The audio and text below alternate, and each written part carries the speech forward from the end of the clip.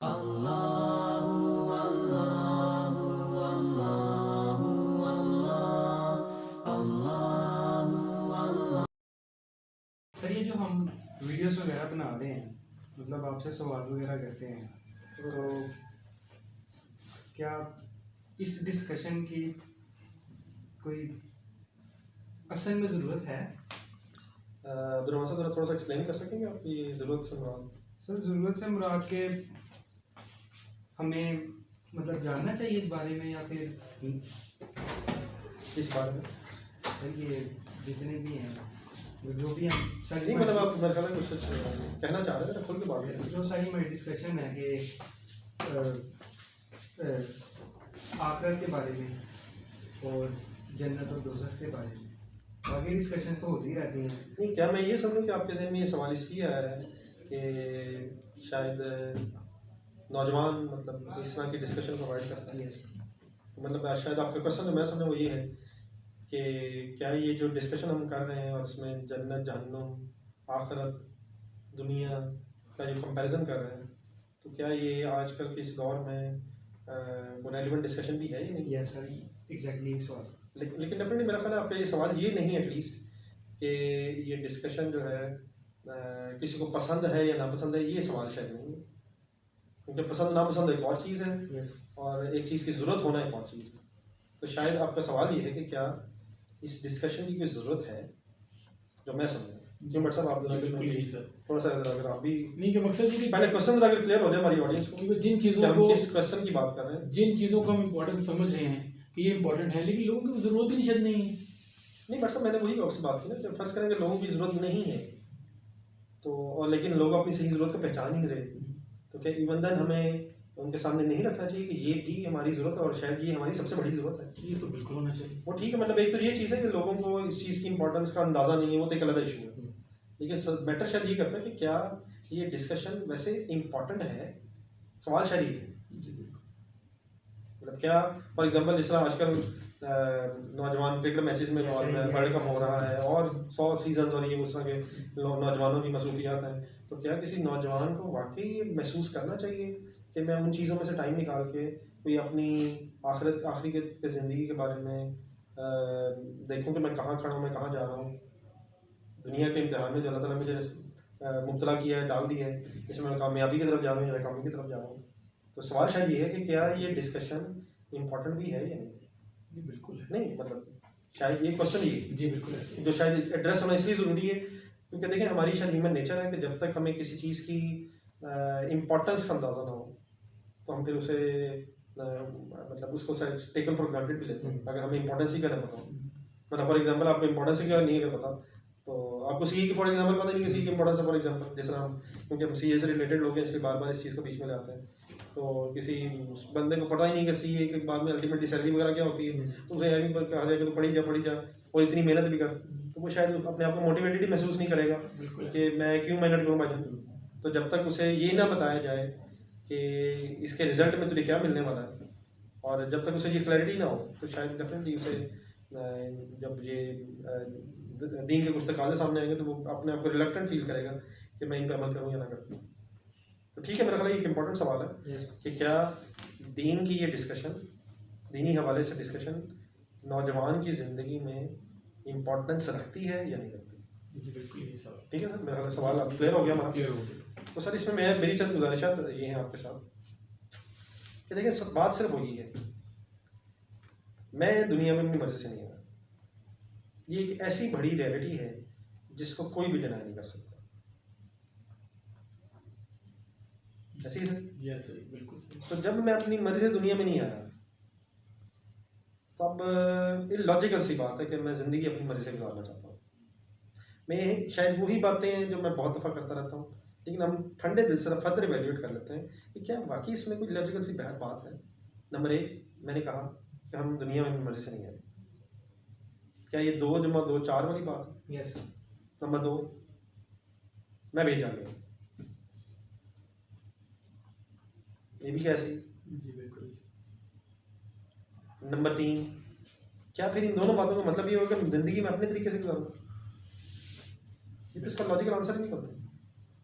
हाँ, अगर मैंने दुनिया में आने का डिसीजन खुद लिया होता, मैं अपनी ज़िंदगी खुद कंट्रोल कर रहा होता, जो मैं नहीं कर रहा, तो फिर डेफिनेटली इसकी लॉजिकल कंक्लूजन निकलती कि मैं फिर अपने तरीके से ज़िंदगी गुजारूंगा। ये ठीक है सब बात? ये बिल्कुल ठीक। लेकिन अगर पहली दो बातों का जवाब ये है कि मैं नहीं आया अपनी मदद से, रियलिटी यस या बिगेस्ट रियलिटी, बिगेस्ट रियलिटी। मैं अपनी मर्जी से जिंदा नहीं हूँ या हूँ, बिल्कुल। मैं अपने आप को कंट्रोल नहीं कर रहा, मैं मेरी ज़िंदगी मेरे कंट्रोल में नहीं है। ये बहुत दफ़ा हम पहले बात कर चुके हैं, हमारी सांसें चलना ही ज़िंदगी मेरे कंट्रोल में, मेरे दिल की धड़कनें चलना मेरी ज़िंदगी है। मुझे पता ही नहीं, मैं बेचारा सुबह से पता नहीं कितनी दफ़ा धड़क चुके, मैं सो रहा होता हूँ धड़क जा रहा होता है, तो मेरे कंट्रोल में तो नहीं है। तो यहाँ से फिर क्या रिजल्ट निकला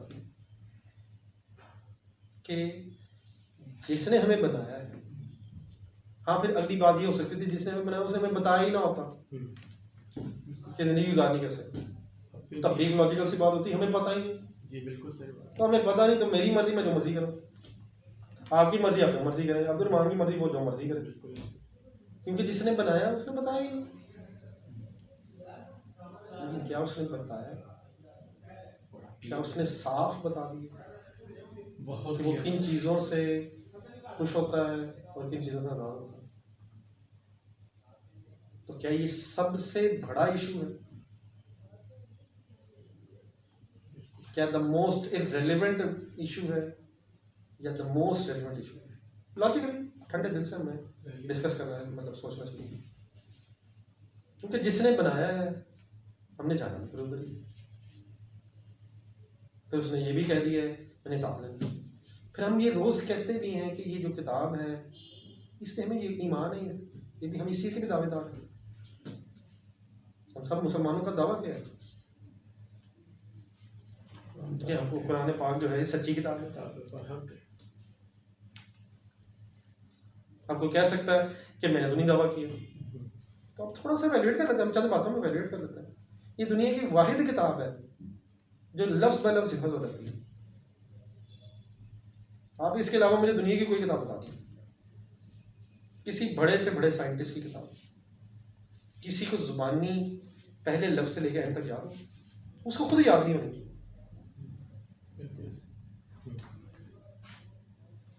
ये एक अजीब किताब है जिसके अल्फाज कम नहीं है, जो इतनी मोटी है कि हमें पढ़ने के लिए महीना लग जाता है, अगर हम नियत से पढ़ें सालों लग जाते हैं। लेकिन छोटे छोटे बच्चे इसे जुबानी याद कर लेते हैं। क्या दिस इज डिफरेंट या ये इट इज जस्ट नॉट किताब? एक छोटी सी मैंने एग्जांपल दी। फिर इसमें जितने साइंटिफिक फैक्ट्स हैं, इसमें जितनी साइंटिफिक बातें हैं, उसमें से जितनी साइंस ने अभी तक डिस्कवर की हैं, कोई भी उसके अगेंस्ट नहीं। हाँ, बहुत सी चीज़ें ऐसी भी कुरान पाक में जहाँ तक साइंस ने भी बात नहीं की, लेकिन जहाँ तक साइंस आ गई है वो सारी बातें कुरान पाक से प्रूव है, कुरान पाक में पहले से है, साइंस बाद में वहाँ पहुँची। ये कैसे हो सकता है? तो क्या ये एक सच्ची किताब है?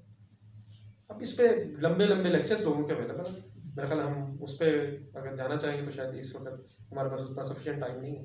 लेकिन मेरा ये दो छोटी सी बातों पर अगर हम गौर करें, और ये बड़े से बड़े दुनिया के फिलोसफर्स भी मानते हैं कि अनचेंज्ड है, इसमें कोई अमेंडमेंट नहीं है, सारी दुनिया जानती है, सारी दुनिया के सामने ये रियलिटी है। दुनिया की कोई किताब ऐसी है जो 50-60 ईयर्स के बाद रेलिवेंट हो? आप किसी साइंटिस्ट से पूछ के देखना, इवन आइंस्टाइन की थेरीज जस्ट आज से 100 साल पुरानी, अब वो प्रूव हो चुका है कि उसके आगे गेम बढ़ गई हुई।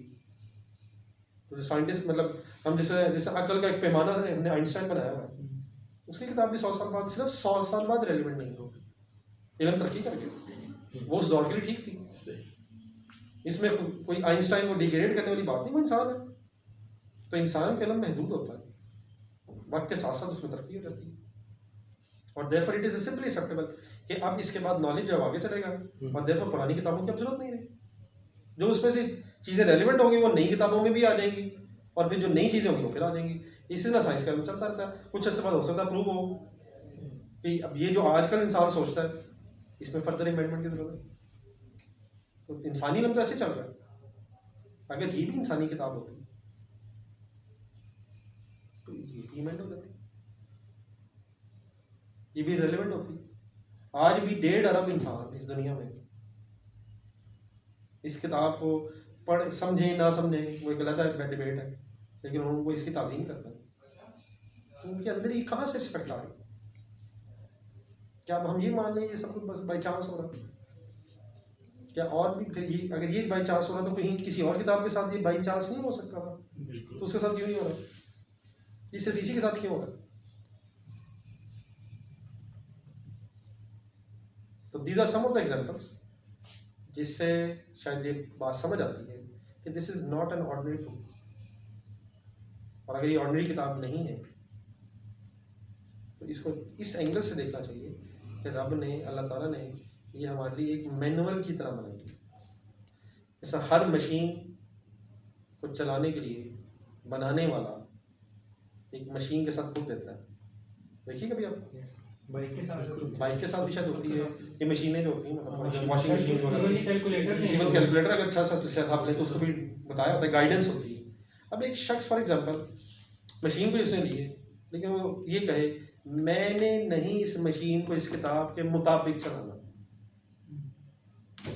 ठीक है, उसका एक अपना डिसीजन। अब अगर मशीन सही ना चले और बाद में कि मैन्युफैक्चरर ने सही नहीं बनाई तो आप इसे क्या कहेंगे? बेवकूफ़ी कहेंगे कि इसने। उसको सिंपली क्या कहना चाहिए भाई कि जिसने बनाई उसने ये तो साथ बताया, उसे ऐसे चलाओ। तो क्या रब ने भी हमें बना के कोई मैनुअल दिए साथ?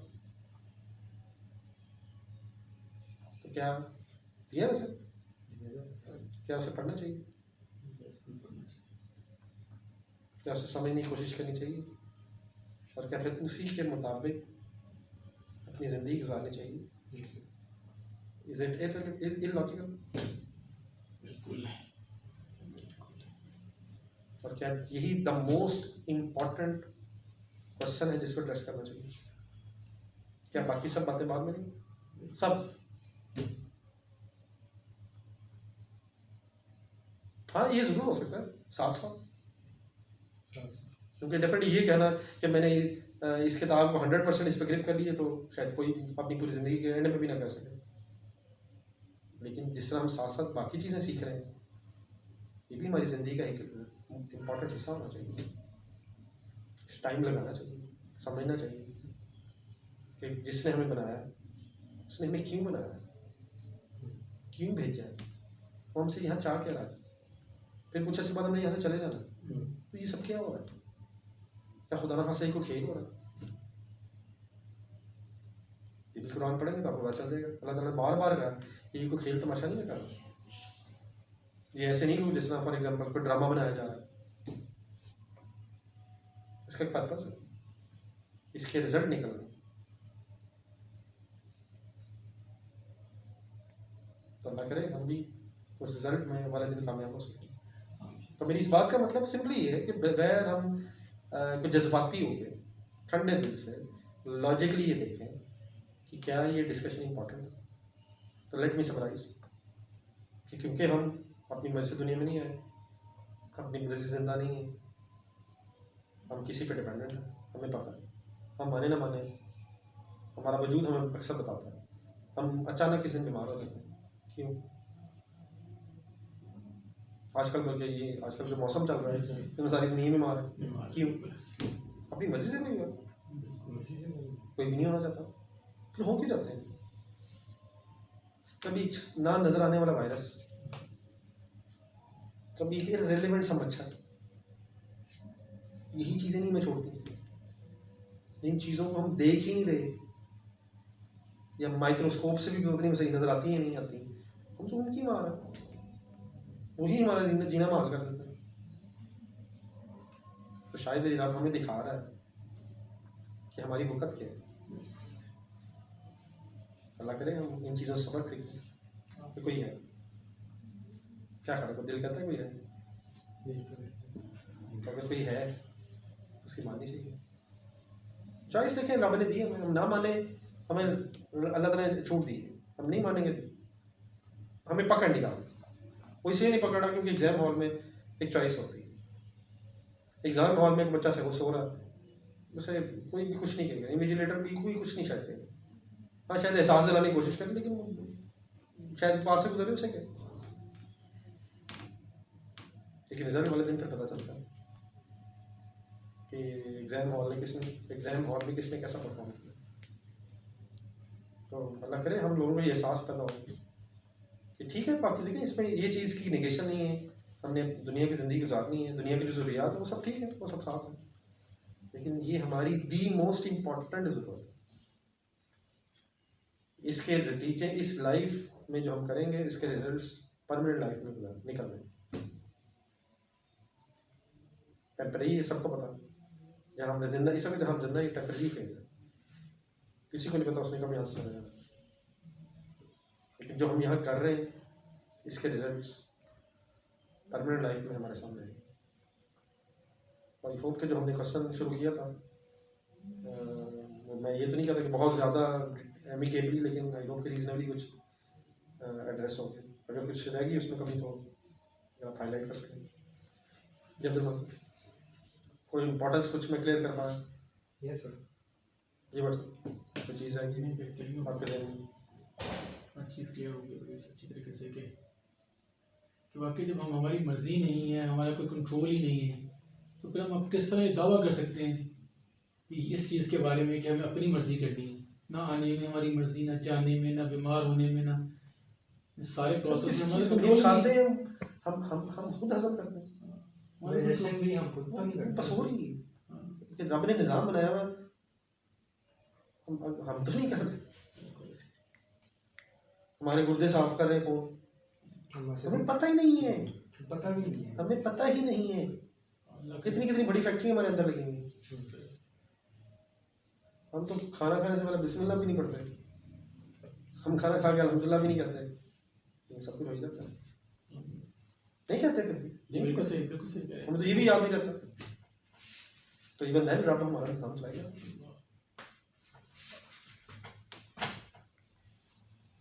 जज़ाकल्लाह।